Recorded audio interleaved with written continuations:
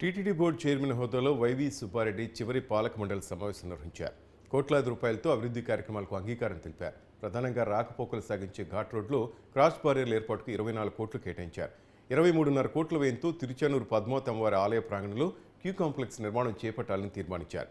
ఇక 9,80,00,000 రూపాయలతో ఒకలామాత ఆలయం వద్ద అభివృద్ధి పనులతో పాటు 11 కోట్లతో ఎస్వి సంగీత కళాశాల అభివృద్ధికి పాలక మండలి అంగీకారం తెలిపింది. అటు గరిమెళ్ల బాలకృష్ణ ప్రసాద్ను టీటీడీ ఆస్థాన విద్వాంసుడిగా 3 ఏళ్ల పాటు పొడిగించారు.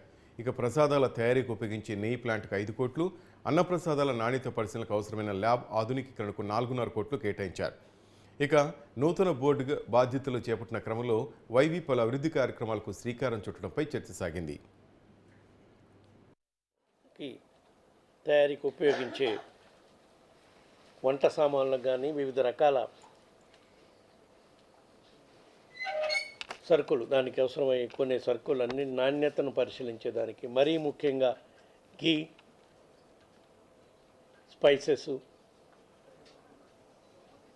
నాణ్యతను పరిశీలించేదానికి శాశ్వతబద్ధంగా మన దగ్గర ఫెసిలిటీ క్రియేట్ చేసుకోవాలని, దానికి సంబంధించి ఆధునిక యంత్రాలతో ల్యాబ్ నిర్మాణం చేయటం కోసం మన దగ్గర ల్యాబ్ ఉంది. దాంట్లో ఆధునిక యంత్రాలతో నిర్మాణం చేయటం కోసం 4.5 కోట్ల రూపాయలు శాంక్షన్ చేయటం.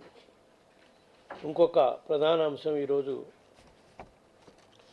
తీసుకున్నది తిరుచానూరు పద్మావతి అమ్మవారి ఆలయం చెంత భక్తుల కోసం కొండపైన అయితే ఏ విధంగా వైకుంఠం క్యూ కాంప్లెక్స్లో భక్తులు వెయిట్ చేస్తారో, అదేవిధంగా ఈ మధ్యకాలంలో తిరుచానూరు పద్మావతి అమ్మవారికి భక్తులు కూడా రావటం ఎక్కువ అవుతుంది. కాబట్టి అదే పైన అయితే ఏ సౌకర్యం కల్పిస్తున్నాము, అదేవిధంగా అక్కడ కూడా వైకుంఠం క్యూ కాంప్లెక్స్ మాదిరి వెయిటింగ్ హాల్ నిర్మాణం చేయడం కోసం 23